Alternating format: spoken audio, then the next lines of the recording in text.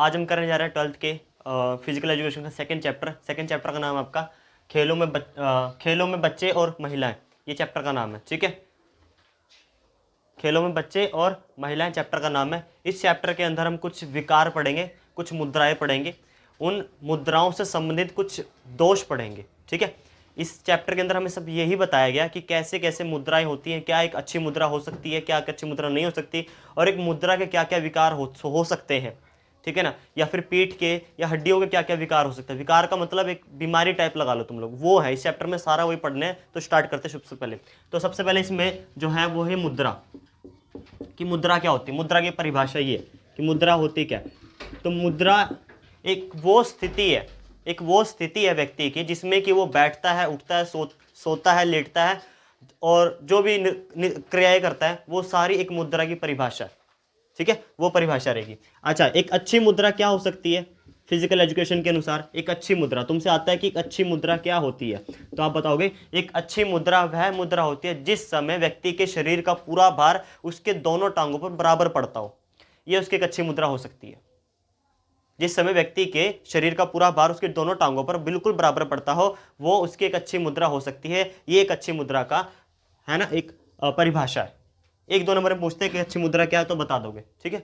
ये मुद्रा है। अच्छा, मुद्रा के जो मैंने बोला ना विकार पढ़ने हमें, तो मुद्रा के विकार है इस चैप्टर में बहुत सारे। मुद्रा का हमने परिभाषा पढ़ ली, मुद्रा क्या हो सकती है, एक अच्छी मुद्रा क्या हो सकती है। अब मुद्रा के विकार क्या, वो सुन लेते हैं कि मुद्रा के विकार क्या हो सकते हैं। तो सबसे पहले यहाँ पर मुद्रा का विकार है वो आपका नोक नीज है, नोक नीज, ठीक है। इसको घुटने भिड़ना भी कहते हैं, घुटने भिड़ना, ये पढ़ेंगे इसके अंदर हम, ठीक है, घुटने भिड़ना, ठीक है। दूसरा हम पढ़ेंगे यहाँ पर चपटे पैर, चपटे पैर, ठीक है। तीसरा हम पढ़ेंगे बोल लेग्स, ठीक है ना, मुड़े पैर, ये पढ़ेंगे, ठीक है। और चौथा जो पढ़ेंगे हम लोग अगर कबुजता, अगर कुबजता, ठीक है, ये पढ़ेंगे। ये सारी विकृतियां हैं, बीमारियां हैं जो व्यक्ति को होती हैं, ठीक है। एक पढ़ेंगे हम रीढ़ की हड्डी का टेढ़ा होना, रीढ़ की हड्डी का टेढ़ा होना, ये हम पढ़ेंगे इस चैप्टर के अंदर, ठीक है। और एक हो रहा है आपकी जिसमें कि आपकी रीढ़ की हड्डी में उल्टा एस बन जाता है ना। अगर को बुझता, रीढ़ की हड्डी का टेढ़ा होना, हाँ। उसके बाद है कुबड़ापन, ये इसी में कुबड़ापन। ये है सारी की सारी विकृतियां जो इस चैप्टर में हम पढ़ने वाले हैं। एक बात शुरू करेंगे। सबसे पहले नोकनिक से शुरू करते हैं। अच्छा, इन सातों के बारे में जब 6 के बारे में जब हम पढ़ेंगे तो इनमें आपको 2-3 बातें याद रखो जो इंपॉर्टेंट है, अगर तुम्हें एग्जाम में है तो देख लेना। सबसे इंपॉर्टेंट बात क्या है, तुम्हें कोई भी विकृति दे देंगे, बताओ नोकनिक के बारे में बताओ, उसमें वो तुम्हें कुछ अलग टाइप से क्वेश्चन देंगे। देखो जरा, तुम जब भी नोकनिक का क्वेश्चन हल करने जाओगे तो तुम्हें सबसे इंपॉर्टेंट वो कुछ ऐसी चीज देंगे जो तुमने नहीं देखी। वो देखो क्या है पर सबसे पहले तुम्हें नोकनिक की परिभाषा देनी है, अगर तुम्हें आएगा। जैसे अभी हम इसको करेंगे तो हम पहले इसकी परिभाषा देंगे, ठीक है। दूसरी बात, नोकनीस के कारण देखेंगे कि होते क्यों हैं, कारण पता करेंगे, ठीक है। उसके बाद उसकी सावधानियां क्या हो सकते हैं ये बताएंगे आपको, और फिर उसके उपाय क्या हो सकते हैं ये बताएंगे आपको, ठीक है। आपको एग्जाम में कोई भी इसमें से एक क्वेश्चन उठा के दे देंगे और बोलेंगे नोकनीस के, है ना, नोकनीस की परिभाषा, कारण, सावधानी और उपाय बताए। 5 नंबर में क्वेश्चन आता है यही सेम, ऐसे उठाकर दे देते हैं। पूछते हैं कि 5 नंबर में पूछते हैं आपसे, तो चपटे पैर बताओ, या बोल लेग्स बताओ, या अगर को पूछता बताओ रीढ़ की टेढ़ा होना बताओ। इसी में रीढ़ का में उल्टा एस बन जाता है, ठीक है, ऐसे उल्टा एस बन जाता है रीढ़ की हड्डी का, या कुबड़ापन की बात बताओ, ठीक है। जब भी इनमें चारों में से 6 में से कुछ भी पूछे तुमसे तो तुम्हें उसके सारी बातें बतानी है। पहले कारण बताओगे, फिर सावधानियां क्या हो सकती है, और फिर उपाय, तीनों चीज बताओगे, तब जाके पूरा 5 नंबर का क्लियर होगा। तो हम शुरू करते हैं एक से शुरू करते हैं, नोकनीस से। हम इसमें भी अब कारण, सावधानी, उपाय करने की बात करेंगे, ठीक है। और फिर देखेंगे कि क्या चीजें हो सकती हैं इसके लिए, नोकनीस के लिए बेहतर, और क्या नहीं हो सकती, ठीक है। नोकनीस, ठीक है, घुटने भिड़ना। घुटने भिड़ना एक ऐसी विकृति है, परिभाषा, घुटने भिड़ना एक ऐसी विकृति है जिस विकृति के अंतर्गत किसी भी व्यक्ति के जो घुटने होते हैं आपस में भिड़ते हैं, चलते वक्त उनके घुटने भिड़ते हैं, ठीक है। वो एक परिभाषा हो सकती है घुटने भिड़ने की, ठीक है ना। तो देखो, अगर मैं इसकी फोटो बनाने की कोशिश करूँ तो आपके जो घुटने ऐसे हो जाते हैं, ये एक फोटो हो सकती है, ऐसे हो जाते हैं घुटने, ठीक है। तो ये एक परिभाषा रहेगी। अच्छा, कारण की बात करेंगे तो कारण क्या हो सकते हैं इसके। देखो, एक बात बता दो तुम्हें, कारण और सावधानियां कुछ कुछ सिमिलर रहेंगे, बताता हूं कैसे। देखो, अभी मैं जितनी भी विकृति की बात करूंगा, अगर तुम्हें लग रहा है वो हड्डी की बात हो रही है, अच्छा देखो मैं पैरों की बात करूँ तो हड्डी की बात हो रही है यहाँ पर, तो जब जब मैं किसी हड्डी की बात करूंगा तो तुम्हें 2-3 पॉइंट तो हमेशा याद रखने हैं कि उसमें कैल्शियम की कमी होगी, उसके अंदर फास्फोरस की कमी रहेगी, ठीक है, उसके अंदर विटामिन डी की कमी रहेगी। ये 3 पॉइंट तो लिखने लिखने, ठीक है। तो कारण में सबसे बड़ी जो कारण है वो ये कैल्शियम की कमी, कैल्शियम की कमी सबसे पहला कारण, ठीक है। और दूसरा कारण जो है विटामिन डी की कमी, विटामिन डी की कमी मतलब विटामिन डी से हमारी हड्डियां मजबूत होती हैं, उसकी कमी, ठीक है। संतुलित आहार ना लेना, संतुलित आहार ना लेना, ठीक है, बिल्कुल कम उम्र में ज़्यादा वजन उठाना, ज़्यादा वजन उठाना, ठीक है। और जबरदस्ती चलाना, बचपन में जबरदस्ती बच्चे को चलाना, चलाना, ठीक है। ये 4 कारण हो सकते हैं, 5 कारण हो सकते हैं आपके कारण में, ठीक है। नोकनीज होने के 5 कारण हो सकते हैं। अच्छा, अब हमने कारणों की तो बात कर ली, अब सावधानियों की बात करेंगे। तो कुछ नहीं करना, आपको ध्यान रखना, आपको इन कारणों को ही उल्टा कर देना है सावधानियों में, सावधानियों में। ये जो कारण लिखे ना, इसमें आपको उल्टा करके यहाँ पर हाँ में कर देना। यहाँ पर मैंने लिखा है कि कैल्शियम की कमी, तो आपको बोलना है आपको कैल्शियम से भरपूर आहार खाना है। दूसरा विटामिन डी की कमी बोलना है, तो आपको लिखना है कि भरपूर विटामिन डी लेना, मतलब धूप में ज्यादा रहना है। संतुलित आहार ना लेना, आपको लिखना है कि व्यक्ति को जिसको नौकरी है उसको संतुलित आहार लेना है, ठीक है। कम उम्र में आपको लिखना है कि कम उम्र में बच्चे से ज्यादा वजन ना उठाए, ठीक है, ऊपर से। फिर आप लिखोगे 5वें पॉइंट में जबरदस्ती बच्चे को नहीं चलाना बचपन में, यही सावधानी हम कर दोगे। मेन है उपाय, मेन आता है इसके उपाय। सावधानी में पता लग गया। हम जितनी भी विकृति पढ़ेंगे आपको कुछ नहीं करना, उनके जो कारण बताऊंगा कारणों को उल्टा करके उसमें सावधानियों में कर देना, बस वही हो जाएगा सावधानी, ठीक है। ठीक है, अब हम करते हैं उपाय कि उपाय क्या हो सकते हैं।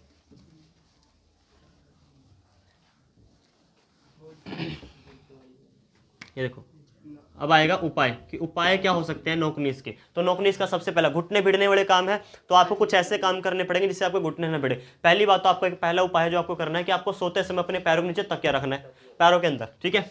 सोते समय पैरों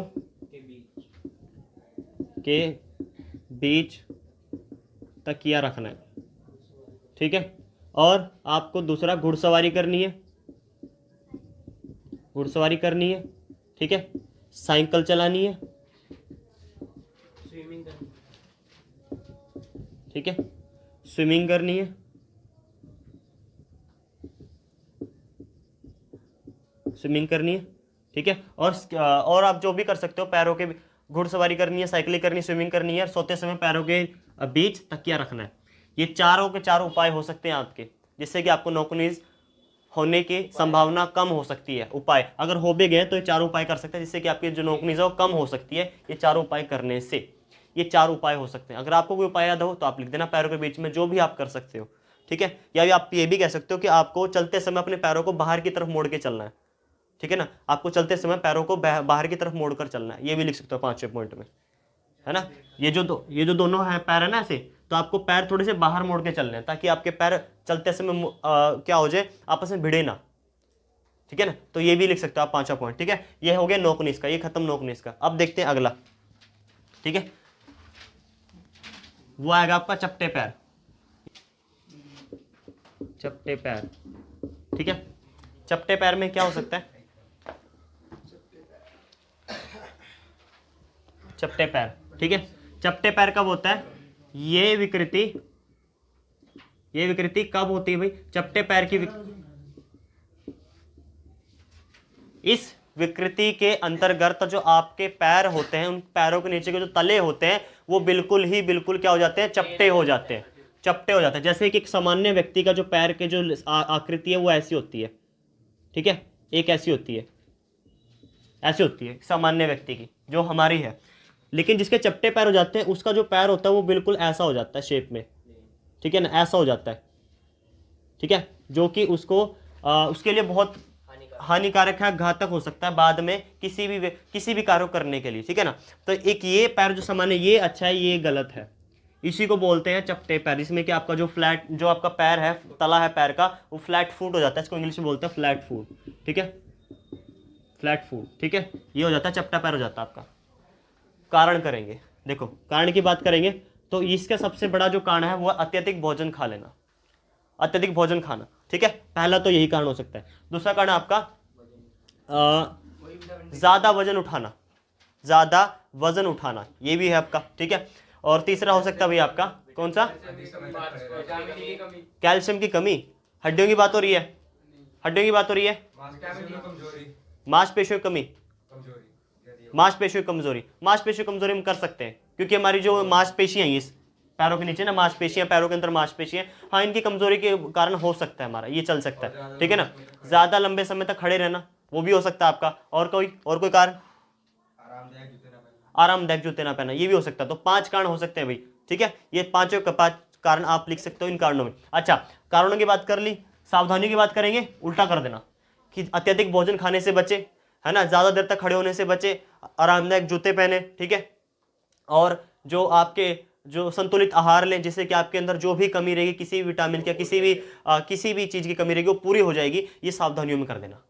अब उपाय देख लो, उपाय में क्या करेंगे, उपाय में हमें कुछ नहीं करना, उपाय में हम देखो अच्छे से उपाय देखेंगे, जिसमें कि सबसे पहला आपका जो उपाय रहेगा वह कि आरामदायक जूते पहने। पहला उपाय तो ये आपका उपाय है पहला कि आपको आरामदायक जूते पहने, ज्यादा देर तक खड़े नहीं रहना। आरामदायक जूते पहने, ठीक है, पहला उपाय है। और दूसरा उपाय आपको रेत पर चलना है, ठीक है, दूसरा उपाय आपको रेत पर चलना है, दूसरा उपाय। तीसरा उपाय जो आपका होगा वो आपको स्कीपिंग करनी है, रस्सी टापनी है, स्कीपिंग, ठीक है ना, इंग्लिश की स्पेलिंग नहीं आती, ठीक है, तो रस्सी टापनी है आपको, ये हो सकता है आपका, ठीक है। और ये भी हो सकता है आपका कि आप पंजों पर चल सकते हो, बिल्कुल चल सकते हो पंजों पर, पंजों पर चलना, ये हो सकता है आपका, ठीक है। और एक आपका ये भी हो सकता है कि जब आप एक्सरसाइज करते हो तो आपने एक्सरसाइज में देखा होगा कि बहुत सारे बच्चे या फिर पुरुष जो व्यक्ति होते हैं वो लकड़ी की जो सीढ़ी होती है उस पर बार बार नीचे ऊपर उतरते हैं, बार बार देखा होगा आपने, 2-3 सीढ़ियों पर बार बार ऐसे ऐसे ऊपर नीचे हो रहे होते हैं। तो वो भी हो सकता है कि बार बार लकड़ी की सीढ़ी पर बार बार नीचे उतरना, ऊपर चढ़ना, ये भी आपका एक उपाय हो सकता है। ये 5 उपाय हो सकते हैं आपके फ्लैट फुट को खत्म करने के, कम करने के, ठीक है। ये 5 उपाय हैं आपके फ्लैट फुट के लिए, उपाय में ही लिखोगे, ठीक है।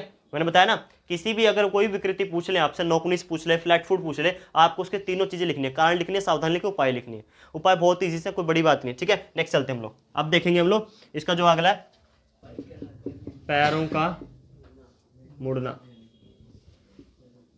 पैरों का मुड़ना, ठीक है। पैरों के मुड़ना एक ऐसी विकृति है जिस विकृति के तहत व्यक्ति के जो पैर हो जाते हैं वो बाहर की ओर मुड़ जाते हैं, बाहर की ओर। देखो आप ऐसे, ये विकृति हो जाती है व्यक्ति के पैरों की, जिसमें कि इतना स्पेस हो जाता है कि उसमें से कोई ट्रेन भी गुजार दे, इतना स्पेस आ जाता है, ठीक है ना। इतने स्पेस से लेकर आप आर्मी में नहीं जा सकते, ना नौकरी से लेकर जा सकते आप लोग, किसी भी आप कोई सरकारी जॉब में तो जा नहीं सकते ऐसी विकृतियां लेकर, ठीक है। तो ये आपका है पैरों का मुड़ना, जिसमें कि आपके पैर बाहर की ओर मुड़ जाते हैं, ये परिभाषा रहेगी। कारण देखो क्या रहेगा, कारण देखो हड्डियों का रोग है तो सबसे पहला वही कैल्शियम की कमी है, कैल्शियम की कमी है, विटामिन डी की कमी है, ठीक है। दूसरी बात है बचपन में जबरदस्ती चलाया गया बच्चे को, तब उसकी वजह से उसको क्या हुआ, उसके पैर मुड़ गए, जबरदस्ती चलाया गया बच्चे को, ये भी हो सकता है। तीसरा जो कारण हो सकता है भाई वो कौन सा हो सकता है, बताओ तीसरा कारण क्या हो सकता है, ठीक है, संतुलित आहार ना लेना, संतुलित आहार ना लेना, ठीक है। ये 4 कारण हो सकते हैं आपके, ठीक है, किसको, पैरों के मुड़ने के सारे कारण हो सकते हैं, ठीक है। अब आ जाता है हम लोग सिर्फ सावधानियों पर, इसी का उल्टा कर देना कि आपको संतुलित आहार लेना है, आपको बचपन में जबरदस्ती बच्चे को नहीं चलाना, आपको कैल्शियम जो विटामिन डी की कमी उसको पूरा करना है बचपन में, ठीक है।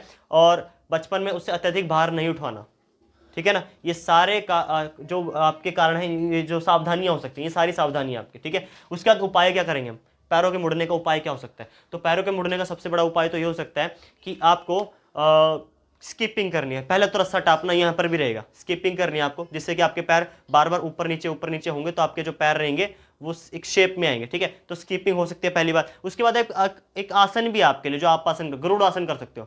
गरुड़ासन बैठ के आपको पैरों को, टांगों को नीचे, अंदर से आपको हाथ निकालना है और आपको अपने कान पकड़ने हैं। आपने देखा होगा मुर्गा कैसे बनते हैं, वहां पर तो आप पीछे से बैग उठाते हो अपनी, लेकिन वहां पर आपको नीचे बैठ जाना है, वो गरुड़ासन कहलाता है, वो आसन कर सकते हैं आप लोग, ठीक है।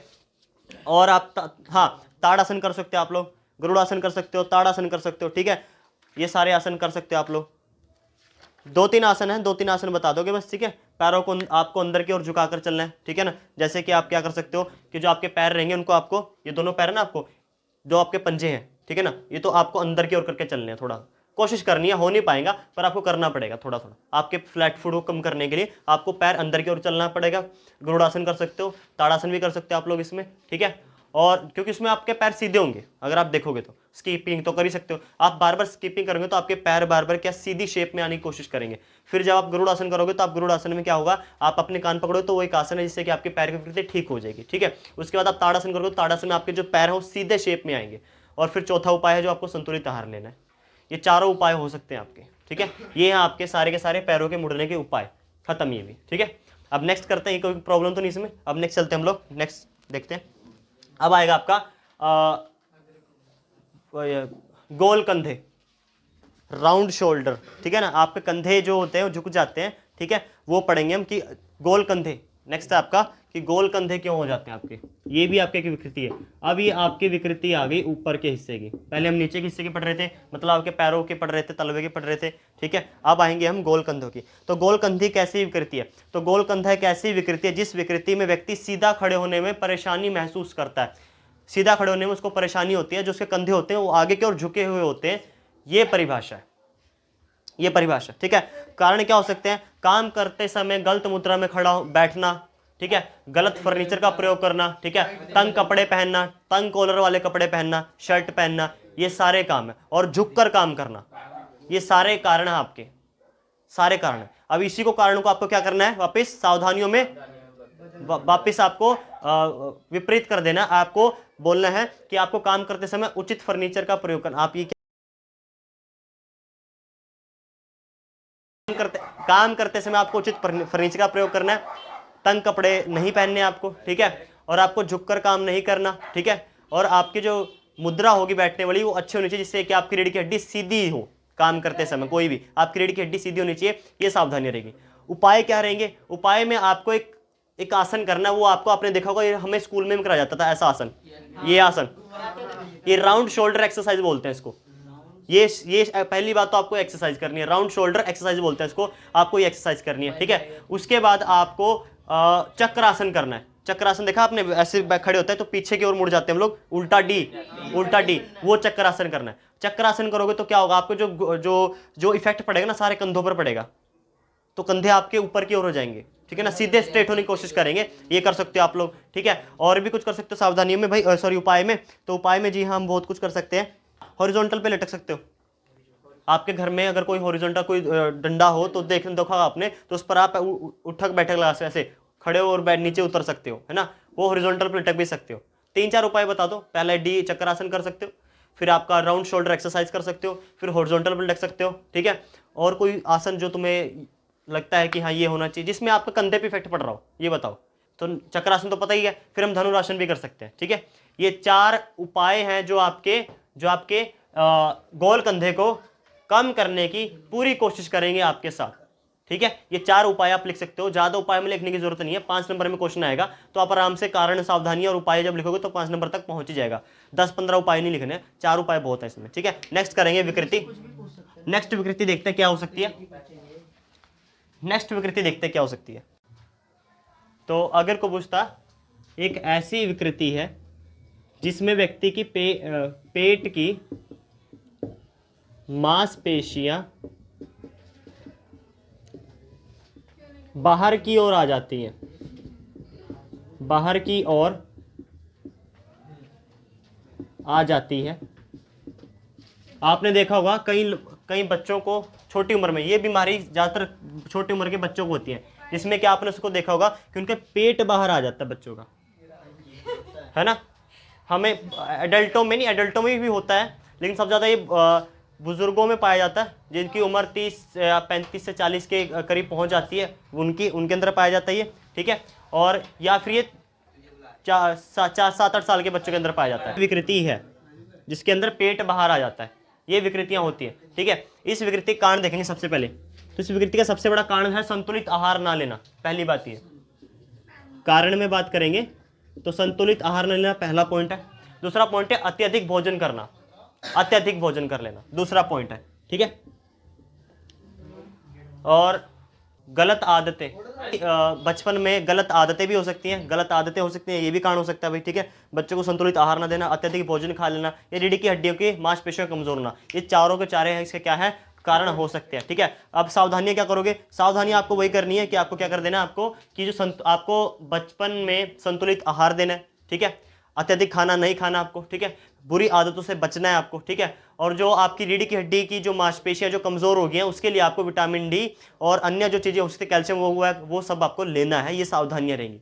उपाय क्या रहेंगे, उपाय में सबसे बड़ा जो इसका उपाय रहेगा वो है कि हॉरिजॉन्टल पे लटकना आपको।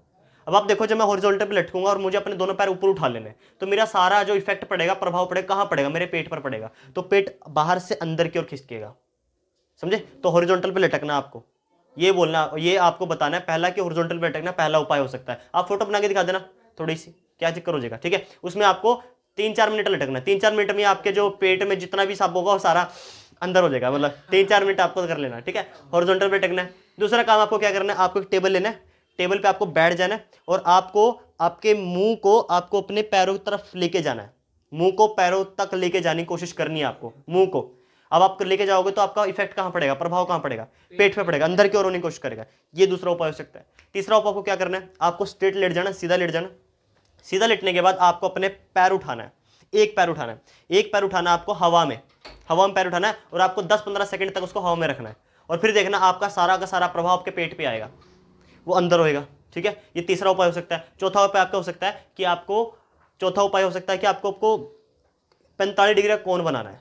मतलब कहीं चुपचाप बैठ जाओ, चुपचाप, और अपने पैर, हाथ ऐसे और पैर भी बिल्कुल ऊपर की ओर ऐसे करना है आपको, जिससे कि आपका पूरा इफेक्ट आपके पेट पर पड़े। ये 4 उपाय हो सकते हैं आपके, ये 4 उपाय बता सकते हो आपको अगर कुबुस्ता को खत्म करने के। 4 उपाय होंगे। अगर कुबुस्ता खत्म, पेट की मांसपेशियां ढीली होने के कारण या फिर खराब होने के कारण आपका पेट बाहर आ जाता है, इतना सा लिखना, ये परिभाषा रहेगी। कारण बता दी, सावधानी बता दी। अब चलते हैं आगे। कोई प्रॉब्लम तो नहीं रहेगी तुम्हें, बता दो, कोई प्रॉब्लम तो नहीं रहेगी। छोटी छोटी बातें, कोई बड़ी बात नहीं है, ऐसा नहीं है कि तुम्हारे कानों में से धुएं निकाल देंगे। अगर कुबुस्ता के बाद आपकी, हाँ नहीं नहीं, उसके बाद आपकी बस एक और रहेगी, कुबड़ापन। अब हमारी जो नेक्स्ट विकृति है वो कुबड़ापन।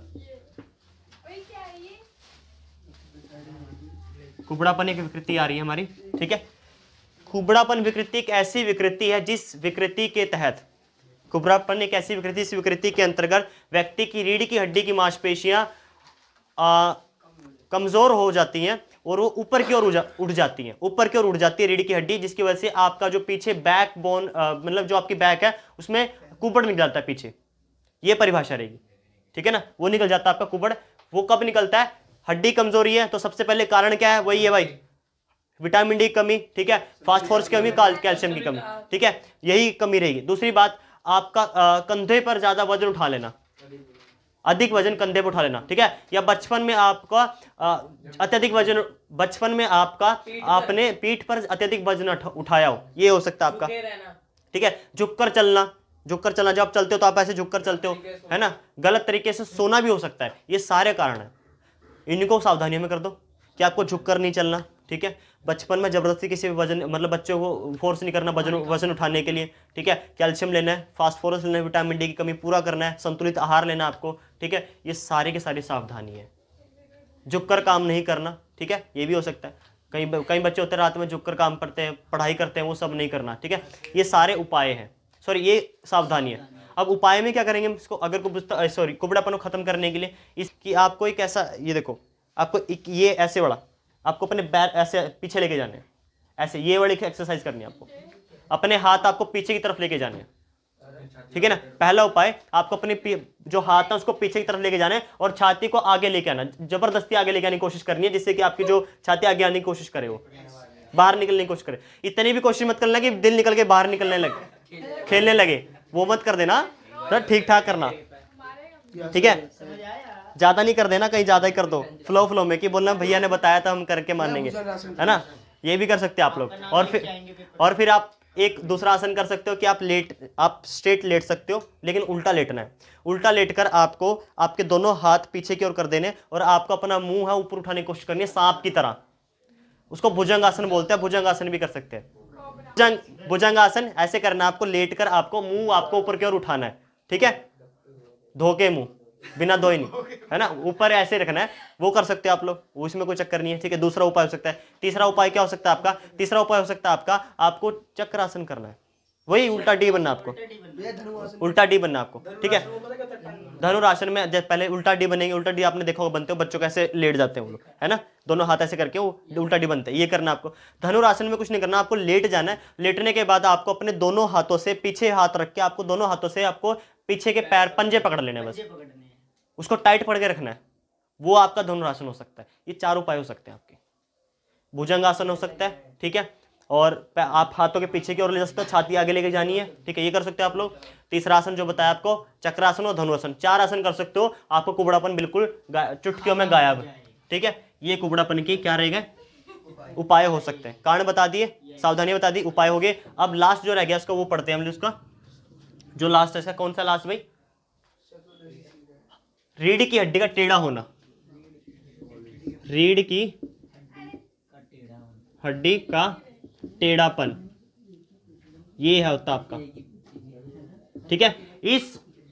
ये कौन सी विकृति है, रीढ़ की हड्डी का टेढ़ा होना एक ऐसी विकृति है जिस विकृति के अंतर्गत आपकी रीढ़ की हड्डी उल्टे एस की शेप में आ जाती है। ये देखो मजनू भाई देखा है, झुककर चलता है, वो वाला सीन है ना, तो ये आपकी रीढ़ की हड्डी उल्टा एस बन जाती है, ये विकृति, ये परिभाषा रहेगी, ये परिभाषा है। कारण क्या रहेंगे, कारण रहेंगे झुककर चलना, पहली बात। दूसरी बात है बचपन में एक ही कंधे पर अत्यधिक सामान उठा लेना, दूसरी बात, ठीक है। तीसरी बात तंग कपड़े पहन लेना, तंग कपड़े कॉलर पहनना, वो भी हो सकता है। चौथी बात विटामिन डी की कमी, क्योंकि हड्डी की प्रॉब्लम है तो ये होना ही होना है, ठीक है ना। संतुलित आहार ना लेना, ये सारे कारण है। उपाय सावधानी में क्या करोगे, इनको उल्टा कर दोगे, ठीक है ना। हड्डियों से संबंधित जितने भी हो सकते हैं वो सारे कारण में फास्ट फॉस्फोरस, विटामिन डी और कैल्शियम तो आना ही आना, बताया था ना शुरुआत में, वो आना ही आना है। सावधानी में इसका उल्टा कर देना है, तंग कपड़े नहीं पहनने, ठीक है। जो एक साइड झुककर नहीं चलना, है ना, एक साइड कंधे पर अत्यधिक सामान नहीं उठाना, ठीक है, या फिर आपको चलते समय झुककर काम नहीं करना, तंग कपड़े नहीं पहनने आपको, ये सारे उपाय हो सकते हैं। सावधानियों में क्या करना है, सावधानियों में सबसे बड़ा काम आपको करना है स्विमिंग करनी है, उपाय में स्विमिंग करनी, स्विमिंग करोगे तो आपका जो कंधे हो क्या करेंगे, आगे की ओर प्रचलन में आएंगे, वो क्रिया में आएंगे, जब क्रिया में आएंगे तो आपका जो कंधे हैं वो शेप में आने की कोशिश करेंगे। तो पहले आपको उपाय क्या करना है, आपको स्विमिंग करनी है। दूसरा उपाय आपको त्रिकोणासन करना, त्रिकोणासन आपने देखा होगा, ऐसे करते हैं हम लोग, त्रिकोणासन हम ऐसे करते हैं, दोनों हाथ ऐसे और ऐसे रख के हम ऐसे ऊपर जाने की कोशिश करते हैं, ये त्रिकोणासन कहलाता है हमारा, त्रिकोणासन ये कहलाता है हमारा, ये दूसरा उपाय हो सकता है हमारा, ठीक है। सूर्य के ऊपर देखते हैं हम लोग, है ना, ये त्रिकोणासन हो सकता है। और दो उपाय हैं बस, वैसे तो मेन दो ही उपाय हैं इसके, दो उपाय बहुत है, ठीक है, दो उपाय लिख देना, दो ही उपाय बहुत है, और बहुत इतने और ज्यादा लिखने की जरूरत नहीं। तो ये रहा आपका पूरा का पूरा चैप्टर, और चैप्टर खत्म हुआ, है ना।